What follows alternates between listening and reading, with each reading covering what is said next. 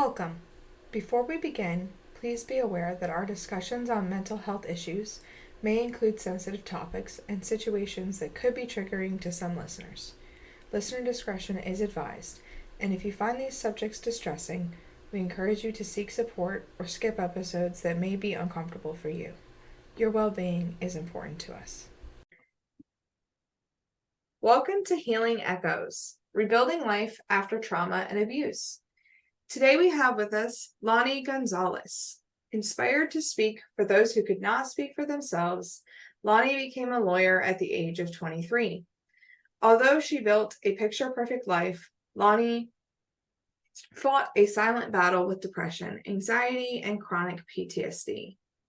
She spent over 10 years in counseling, and Lani finally found true healing and unshakable inner peace by exploring the subconscious mind. She then returned to school and is now a clinical and quantum healing hypnotherapist. She also trained with gurus, shamans, and healers around the world to cultivate her gifts as an intuitive healer. Lani shared her healing journey in her first book, Rebirth of a Sage. Untethered from the trauma that once controlled her life, Lani learned to wield the love and light within and live a life of purpose. It is her mission to help others do the same. Hi, Lani. How are you doing?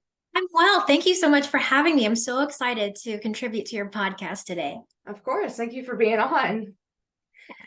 So we had discussed beforehand that one of the topics you wanted to talk about most was kind of shame, especially shame felt by survivors of trauma. So I kind of wanted to start the conversation there and just ask you to speak on how you feel society perceives and judges people, survivors of trauma and abuse, and just kind of makes them feel that shame. Absolutely. So we all are part of the human experience, and we all experience difficulties, hardships. Some of us, unfortunately, experience trauma. And it's not so much what happens to us in life, it's how we receive it. And when we talk about receiving it is, what does that say about ourselves? How does that affect our perception of the world? So one of the things that happens when we experience trauma is shame. And to kind of simplify it, what I'm talking about of shame is it's a feeling of something that's not okay within us. Sometimes people may call that guilt. Sometimes we might call that unworthiness, but ultimately it's something within us that says, I am not okay, or this is not okay. And when we talk about shame and society, what shame tells us to do is to be silent. And they say that it is our secrets that make us sick. So the more shame that we carry, the more sickness we could potentially have. So not only are we dealing with the issue, the initial trauma, the initial incident, but we're also dealing with the shame that comes with it. So when we can address the shame that we carry, we can start to uncover things beneath that shame. Yeah, that's a good point. Yes. So yeah, there's different ways that we talked. I think that was one of the things that we wanted to talk about today is how do we deal with that shame? Because it's unfortunately yet another, like we talked about, another problem we have to deal with in addition to the initial incident that happened. Mm-hmm. Yeah, navigating that is... Yeah, absolutely. So for myself, the incidents that I've experienced in life as a survivor, whether it's experiencing rape or abuse or trauma, not only did I have to carry what actually happened, that harm, but I had to carry what did that mean about me? Is there something wrong with me that those things happen? And when we have a society that doesn't allow us to talk about those things in a comfortable, normal way, that starts to breed the shame. Mm-hmm. So for myself, what that shame looked like was perfection, external perfection. So if I can have all of these external accolades and achievements, maybe that shame will go away. But unfortunately, something that happens within us can't necessarily be dealt with through external means. So how is it that we can start to move forward and step away from the shame? The answer is breaking that silence, when we Mm. can speak our truth, when we can stop carrying that shame, we can let it go. So, one of the important things to consider when we talk about breaking our silence and letting go of shame, we have to be careful. Brene Brown talks about this, and she says that we have to be careful about who we share our stories with. And the best indicator of who to share your stories with, according to Brene Brown, is she has to make sure that there's safety there, that they have the ability to hold space. So, just because we should break our silence to avoid that shame, to let go of that shame, a general rule of thumb is we are authentic with all, but we are vulnerable with a few. Mm-hmm. What do I mean by that? In order to feel like we are whole and okay and worthy as we are, we have to show up as we are. We have to be authentic. But that vulnerability, not everybody deserves that. Not everyone can receive that. Not everyone can hold space for that. So, in terms of trying to deal with the shame, it's really showing up as ourselves and understanding who can carry that space and hold that space for us in order for us to help process that shame. Right. Yeah. Because we want to speak up, but it really matters where and when and to who we speak up to. Absolutely. And I think that society is changing and we're slowly starting to understand that we can't hold on to these things. I recently visited my family in Virginia, and now that I'm an adult, we talk about adult things Mm-hmm. and adult things of the past. And even my parents and people from older generations in my family, they say, just try to forget it. Just Mm. try to forget it and move on. And even if our mind can forget, our body doesn't necessarily forget. That trauma Mm-hmm. is there. So slowly unraveling that one layer at a time, and that starts with shame. Beautiful. Yeah, that nervous system never forgets. It might forgive and let go eventually, but when we're trying to just convince our mind to forget, a lot of times our nervous system will be like, we're not ready for that yet. Absolutely. So another way that we can deal with that shame is understanding the places that we judge within ourselves, because the root of shame is a judgment of saying that we are not okay. Some part of us is inadequate. Some part of us is unworthy. So how do we stop judging? Seems silly enough, but just stop. Instead Yeah. of judgment, we replace it with compassion, a place of understanding. So, some people, unfortunately, have difficulty feeling that from them for themselves because they carry so much shame. So sometimes I tell my clients, or my clients who are dealing with this, what would you do with the child? Or think of someone you truly love. How would you speak to them in this situation?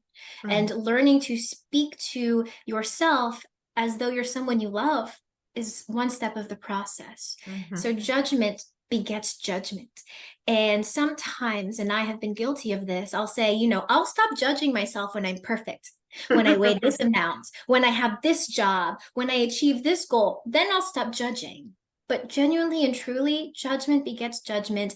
And it's when we decide to stop judging ourselves and choose a compassionate view instead, where we can truly start to heal and let go of that shame.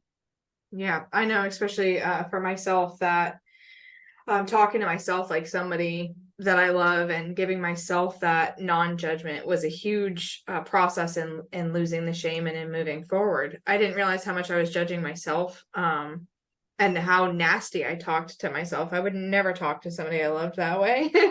That was Absolutely. a huge, like a monumental breakthrough for me. So I love that you mentioned that. Um, Absolutely. I had a client yesterday, actually, and he was struggling with some issues in his life.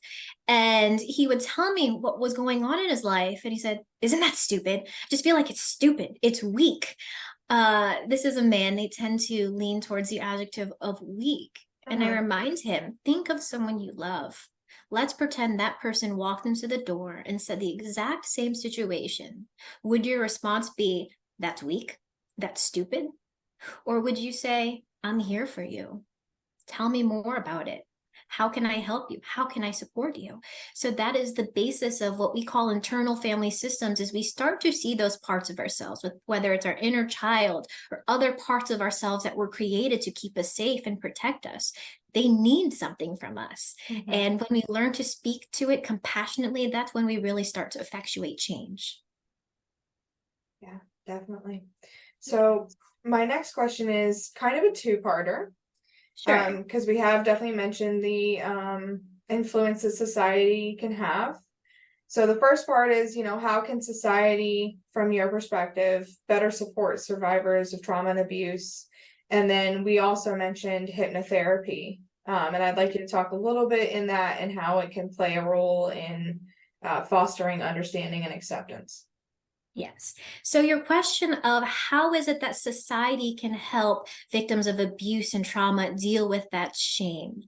Um, Unfortunately, it's not necessarily a guidebook or a manual of step one, we need to do this for this particular person because every situation is unique.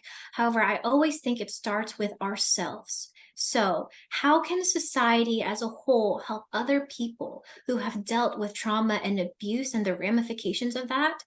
We learn to speak with ourselves compassionately. So when we can look at our perceived miscomings or failures and deal with them in a compassionate way, a non-judgmental way, we start to treat other people the same way because the way we treat other people is truly a reflection of how we perceive ourselves. So the more that we can show compassion for ourselves, the more we have the ability to do that for other people. Now, in terms of having somebody in your life or coming across someone who's experienced trauma, I think a lot of times people are like, well, that's a stranger, or I don't know how to deal with that. But showing up and truly being present and just being present and saying, hey, is everything okay? Is there anything I can do for you? I'm here for you.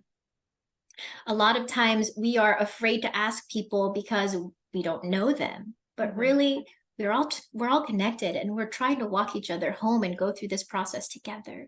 So instead of ignoring people, I think that we should start to reach out to other people because there are moments in everyone's life where we wish that someone could reach out to us. Another thing is we don't need to fix other people's problems. So when we experience problems on our own, we don't need someone to tell us the answers. In fact, many times when somebody tells us the answers to our own problems, they're not received. And it's more beneficial to us to come across those answers on our own. So when someone comes to you experiencing trauma, abuse, or any difficulty for that matter, they're not asking for you to fix them. Unless you are a mental health professional, you do not have the responsibility of fixing other people. The most we can do is to hold space for people, tell them that we are there for them, tell them that we believe in them, tell them that we trust in them. And if they reach out to us and specifically request help, then we consider whether that's in our own ability to do so. So those are some things that I think we really need to take into consideration as a whole, not just in our own personal lives, but how we interact with other people, because we're all going through battles and some of them silent. So it's important to treat other people with compassion and even reach out and say, how are you? But mean it. Yeah. Yeah, not just expect that societally appropriate answer from I'm okay. Right. Absolutely. So sometimes I don't think we necessarily need to push. If someone is willing to say, I'm okay, and that's the end of it, then so be it. Authenticity begets authenticity. Vulnerability can beget vulnerability. So when we show up authentically, we give other people permission to show up authentically. And when we can be vulnerable, we give permission to other people to be vulnerable as well. So if someone is simply okay saying, I'm okay, so be it. Right. We all have our journeys. We all have our ways of how we want to share and heal. And all we can do truly for people is just to be there. Yeah, I love that. I think sometimes as a society, we get overwhelmed in our own lives. And then when we think about trying to be there for somebody else, we feel like we have to do, like you said, here's step one. And so a lot of times we don't even attempt because we feel, incapable or unqualified. And so I definitely think like saying, just ask, just be there, just be present. I think that's what a lot of people need to hear. Absolutely. So I remember when I was in high school, actually, I struggled with a lot of self-harm, depression, anxiety, and eating disorder. And it got to the point where I actually could not eat in public when I was a teenager. So during lunch in high school, I didn't have a lot of friends in general. So I ate alone in the cafeteria if I ate at all. So every lunch hour, I would go to the library and I would just be there alone. And there's this girl, her name is Kelly Finn. And did she reach out to me and try to help me with my depression and my trauma? Absolutely not. She sat with me in the library and she started sitting with me so I wouldn't be alone. And that to me was so meaningful that she was just there for me. And that went on for a while. And it got to a point where I almost just felt comfortable to kind of start telling her things. But she could tell that it was difficult for me. And she said to me, "We don't need to compare scars. We all have them. I'm here and we all Mm, have them." So it's those small little kindnesses. And for myself, it's the small acts of kindness that people didn't have to do, but chose to do that changed my life. So Kelly Finn sitting next to me during lunch in the library was so meaningful. It made me feel like I wasn't alone. So mm. these small little kindnesses, they have a bigger impact than we think. I love that. Yeah. So I think your other question was about hypnotherapy, Mhm. and how it is that hypnotherapy can help survivors of trauma and abuse. So when trauma and abuse happens, especially at a young age, our mind is designed to make sure that we're safe. So when something difficult happens, we learn something, that a situation is unsafe or we are unworthy. I'll give you examples. When I was a child, really bad things happened to me at a really young age. So experiencing abuse, experiencing rape, I presumed that those things happened to me because I was a bad person. Mhm. My family was very religious. So I was like, well, if God is protecting of people who are worthy and punishes people who are not, what did that mean about me that I had experienced those things? So at a Mm. very young age, I learned I am not enough. There's something inherently wrong with me. So we start to program those things into our brain, and it's our understanding of the world because of things that have happened. So, what hypnotherapy does is it reaches into our subconscious mind and it finds that programming that was created when we were younger, when we experienced trauma. And now that we're older and wiser, and we have the help of a trained mental health professional or hypnotherapist, we can actually access those subconscious thoughts, that subconscious programming, and we can replace it with something that is true. So, what I love about hypnotherapy, it's different than life coaching. Life coaching, I feel like people talk at you and they tell you what to do. Hypnotherapy is a little bit different. Actually, it's a lot different in that the basis of it is that we are tapped into our subconscious, but even more, we're tapped into a collective conscious. Sometimes people call it a super conscious, and that collective consciousness or that super consciousness knows all, knows everything that ever was and ever will be, and we are connected to that. So when we can do hypnotherapy and take off the layers of shame, go and unearth what's behind the subconscious programming, we tap into the collective consciousness, our higher power, whatever you want to call it. And it tells us what is true. And it's interesting from my experience doing hypnotherapy, and even psychedelic assisted therapy. Mhm. It makes me believe in more that there is really only one truth because everyone eventually inherently comes to it. And that one truth is only love is real. Everything else is something that we make up, something that we create. And they say that our own reality is a manifestation of our internal workings of our mind. So only love is real, and everything else we make up. We have that power. So hypnotherapy helps us to create another story, create a different story. It helps us learn that we are not a product of what has happened to us, and we are capable of being creators of our life and creating something more meaningful and beautiful to us. Wow, it sounds like a very powerful tool. Absolutely. And the I guess the basis of that tool is that we are all inherently powerful. So there's a book that I love, and it's called E Squared. And it talks about different experiments with the universe, different experiments with the perception. Mm-hmm. And one of the experiments was pick a thing and tell the universe, I want to see it for the next 24 hours. So I was like, okay, well, I'll pick something. And I said, let's pick stars. Universe, I want to see stars. So the next day, I went around and I started seeing stars. I was like, well, the hubcaps in my car, they kind of make the image of a star. Or I saw stars in places I didn't see them. Now, did the universe just add more stars to my world so that I could get what I wanted? No, I chose to be aware of those stars. And the basis of that experiment is if we choose to see something, we will see it. Everything we believe is true. So, what trauma does, what abuse does, is it taints our perception of what is true. So through hypnotherapy and letting go of shame, we start to come back to the truth of who we are. And that is that we are worthy and we are divine exactly as we are, no matter what happens to us. There is a part of us that is never touched by all of the things that we experience.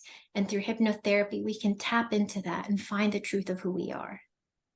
That's beautiful. Yes. It's a beautiful experience. Oh, I can imagine. So you have experience with it, both personally and professionally? Yes. So I had my first hypnotherapy session just because a friend had it. And she goes, it was weird. It was interesting, but like it was helpful. So I was like, okay. I went to hypnotherapy because I was sad about a boy. And I went to this hypnotherapy because I felt unworthy. I felt unloved. I felt abandoned. And in this hypnotherapy session, uh, I nurtured my inner child. I didn't even do what we'd call internal family systems. I talked to my inner child. I gave her what she needed. And I told her, you are never alone.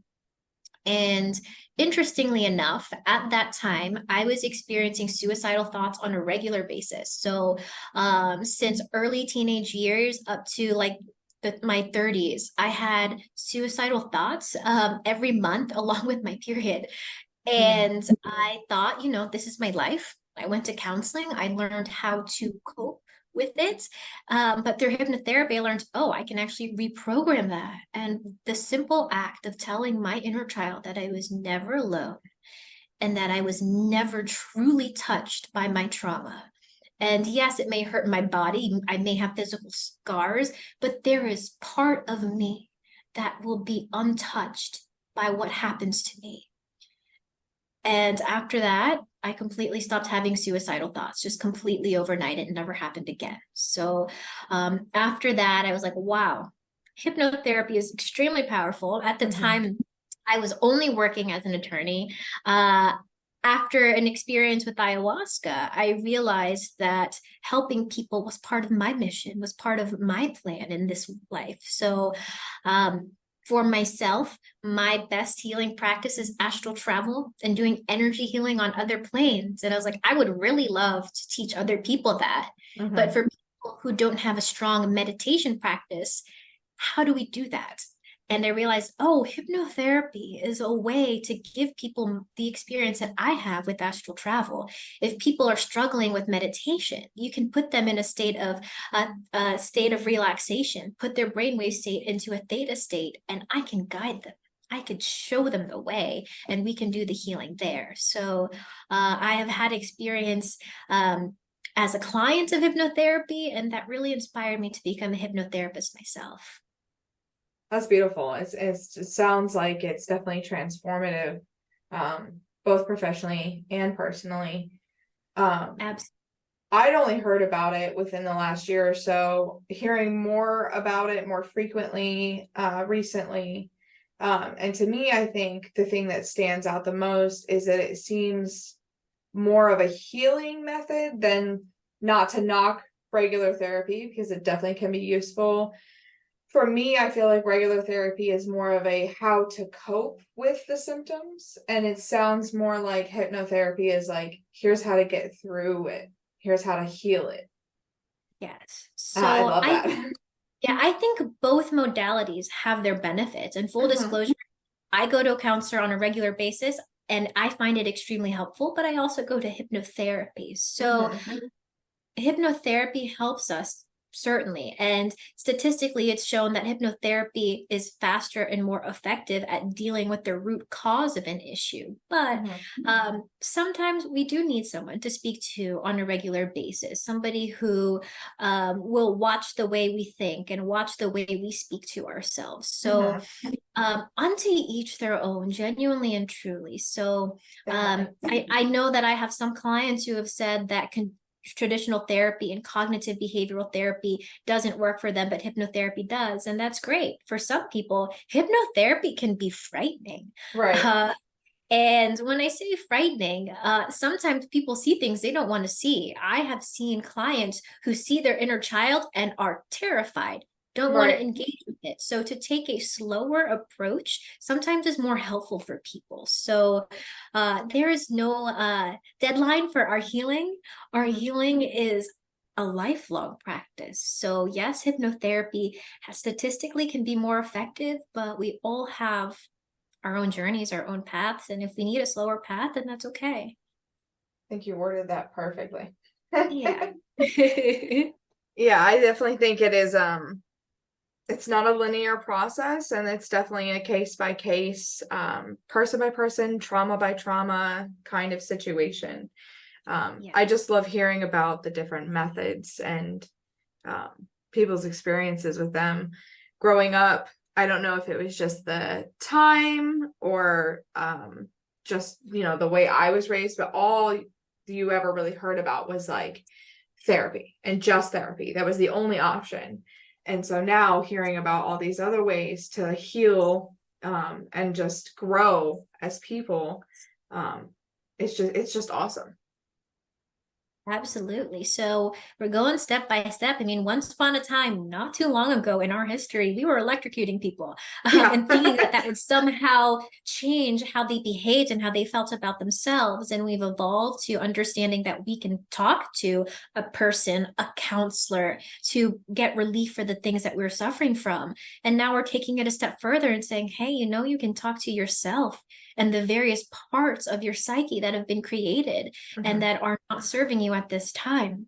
And we can take it a step further and we can say, you can astral travel and you can go to a different time and space and find the information and healing that you need in that time and space.